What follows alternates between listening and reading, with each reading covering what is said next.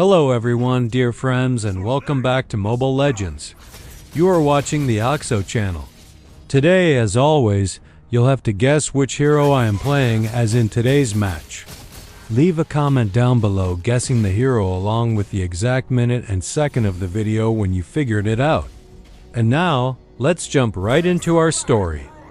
Long before the land of dawn was torn apart by the grand clashes of light and darkness, the southern steppes of the enchanted forest belonged to the orcs. They were a proud, resilient race, born from stone and iron. They built no grand marble empires, nor did they weave delicate arcana like the elves. The orcs worshipped strength, freedom, and the ancient spirits of the earth. Among them, the Bloodaxe clan was revered as the fiercest warriors orcs, whose blood burned with an unyielding pride. Yet, pride alone cannot withstand the encroaching shadows of the abyss. During the great wars of antiquity, the demonic armies swept across the southern plains, like a plague of fire and obsidian. Leading this crimson vanguard were the blood demons, noble yet sadistic creatures of the night who craved not merely destruction, but total subjugation. Their lord, Alice, saw the orcs not as enemies to be slain, but as prime beasts of burden loyal, tireless, and devastating if properly chained. Through dark sorcery, blood oaths, and overwhelming force, the blood demons broke the orc tribes one by one. The orcs were subjected to a cruel branding ritual, bound by blood magic that forced their wills to submit to the blood demon aristocracy. For generations, the proud Bloodaxe clan was reduced to thralls. They mined the dark iron of the abyssal trenches, forged armor for demon commanders, and bled on the front lines as expendable vanguard shock troops. It was into this era of chains that our hero was born. Our hero did not know the open, untamed steppes his grandfathers sang of in whispered fireside tales. He knew only the stench of sulfur, the weight of iron shackles, and the burning sensation of the demon mark on his back. His father, Sethan, was the chieftain of the enslaved clan, a massive warrior whose body was covered in battle scars, yet whose eyes carried the heavy sorrow of a leader who could not free his people. From a young age, the young warrior displayed a strength that frightened even the demon overseers, while other young orcs struggled to lift the dark iron ore. Our hero carried massive boulders with ease, but Sethan taught his son a hard lesson. Hide your true power, my son. A blade shown too early is a blade broken by the master. For years, our hero endured. He watched his kin die of exhaustion in the mines. He watched demon lords strike down honorable warriors for minor slights. Each whip crack, each insult, burned into his soul, forging a deep, silent rage. He was a volcano waiting to erupt. The turning point came during the siege of the Storm Peaks. The blood demons ordered the orc vanguard to scale sheer cliffs against fortified elven archers. It was a suicide mission designed purely to waste the elves' arrows before the demons made their own assault. Sethan led the charge, shielding his young son with his own body. Arrow after arrow pierced Sethan's hide. Yet the old chieftain pushed forward, breaking the enemy lines with his raw physical power. Our hero fought at his side, swinging a rusted iron warhammer, his heart thumping like a war drum. When the battle ended, the mountain peak was conquered, but at a horrific cost. Half the clan lay dead. Sethan collapsed onto the blood-soaked snow, mortally wounded. Our hero knelt beside his father, tears mixing with the grime and blood on his face. Father, we took the peak. Why do they still look at us like cattle? Sethan reached up with a trembling, blood-stained hand, placing it on his son's chest. Because we fight for their glory, not our own. Listen to me. The blood in your veins does not belong to the demons. It belongs to the earth. To the Bloodaxe, you are strong enough to carry the weight of our people. But strength without wrath is just a heavier chain. With his final breath, Sethan pressed an ancient artifact into the young warrior's handza. Shattered obsidian talisman, the last relic of the free Bloodaxe chieftains. As Sethan's soul departed, The demon magic in his blood ignited, causing his body to wither rapidly. A high-ranking blood demon commander strolled over, looking at Sethin's corpse with cold disdain. "Useless brute," the commander sneered, kicking Sethin's lifeless skull. "Clean up this mess, boy. Prepare for the next ridge!" Something snapped inside our hero. The mountain air grew deathly still. The crimson skies above seemed to darken. The silent rage that had built up over a lifetime broke free from its deep abyssal cage. The orc warrior raised his head. His eyes, once dull and defeated, now glowed with a terrifying, fiery crimson light. "Touch him again!" he rumbled, his voice echoing like rolling thunder across the peak. The demon commander laughed, raising his whip. "You dare address your master?" Before the whip could crack, our hero moved with unnatural speed. He seized the demon by the throat, lifting the noble off the ground. The demon's guards rushed forward, but the young warrior roared a primal, shattering sound that sent shockwaves through the dirt. With a single, devastating flex of his arms, he snapped the commander's neck and cast him into the snow. The camp broke into utter chaos. Demon guards swarmed the mountain, brandishing spears and black magic. But the orcs, inspired by our hero's defiance, felt the ancient dormant fire in their spirits reignite. They rose up with shovels, bare fists, and broken iron. Our hero charged into the center of the demon ranks. He snatched a massive, two-handed executioner's axe from a fallen commander. The axe was heavy, forged from dark, demonic steel, but in his hands, it spun like a tempest of death. Every swing cleaved through armor and bone. Every drop of enemy blood that splashed onto the young chieftain fueled his inner reserves. The blood magic that the demons had used to enslave his race began to mutate within him.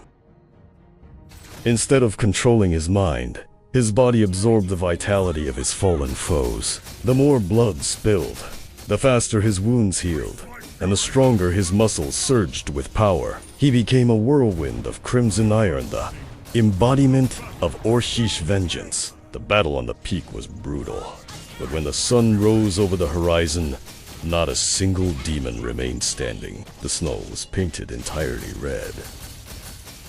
The surviving orcs stood surrounded by the fallen enemy, breathing heavily, looking at their new leader in awe and terror. Our hero stood at the edge of the cliff, drenched in crimson from head to toe.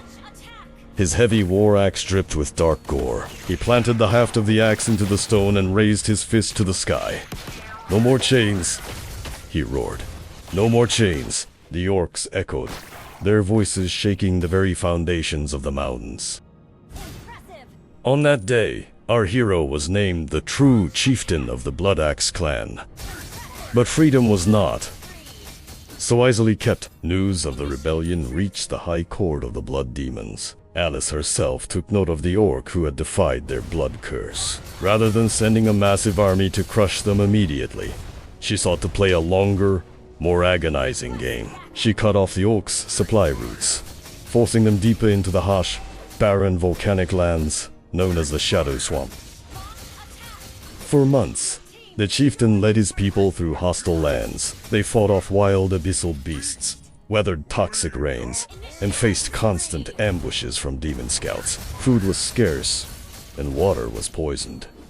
Yet, our hero never showed weakness. He walked at the front of the column, carrying the young and the elderly, fighting off monstrous beasts single-handedly. He forged his weapon into something legendary.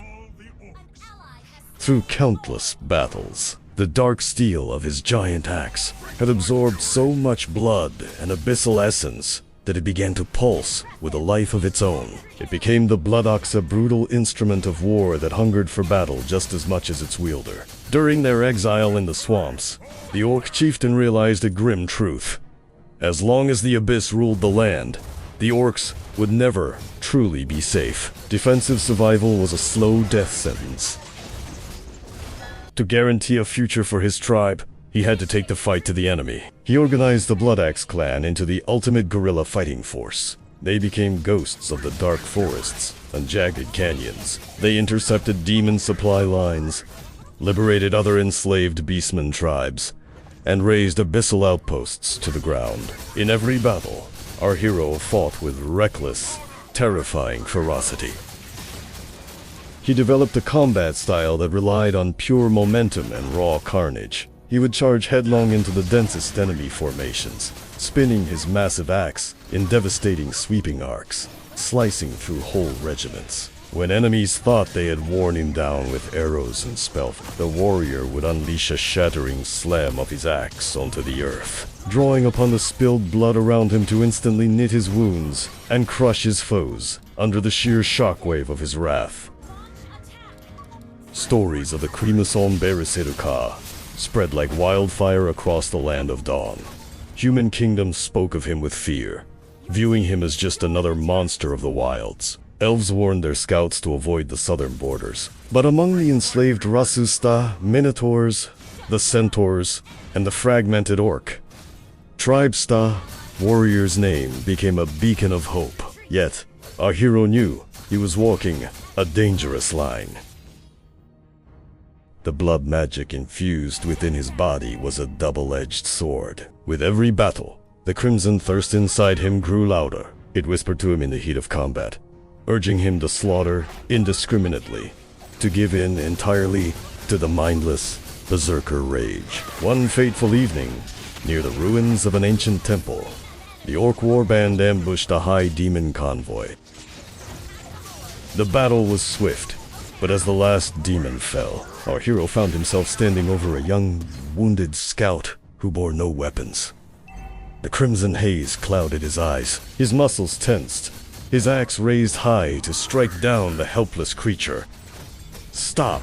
a voice cried out. It was his most trusted lieutenant, a veteran Orc warrior named Kama. Kama stood between the chieftain and the victim, holding up his hands.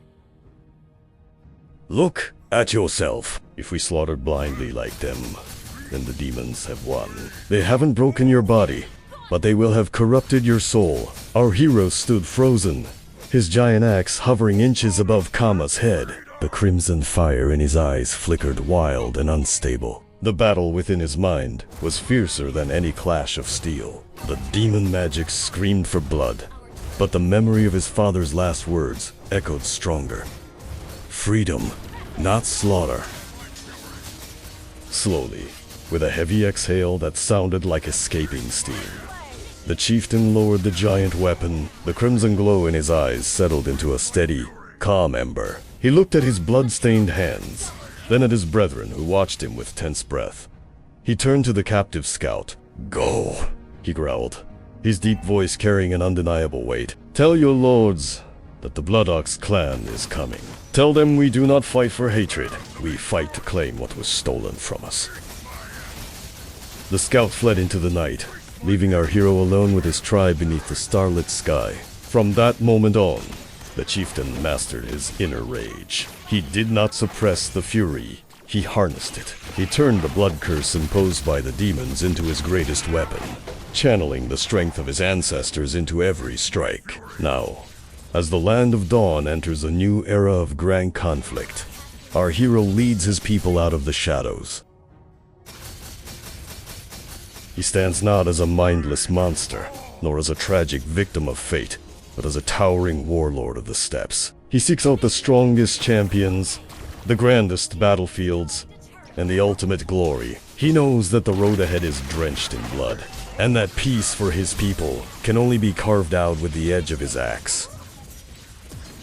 But as long as the chieftain breathes, as long as he can swing his crimson blade, the roar of the orcs will echo across the battlefield, striking fear into the hearts of demons and legends alike. "My axe craves blood," he whispers as he marches toward his next victory. "And the land will hear our fury." So my dear friends, have you guessed which hero it was? Don't forget to comment the exact minute you figured it out. You are absolutely right, it was Belmont. How did you like this alternative backstory? Let me know in the comments below. Let's watch until the end to see who claims victory in this match.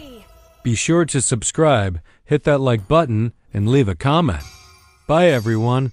See you in the next video. Let's see how fast you guess the next hero.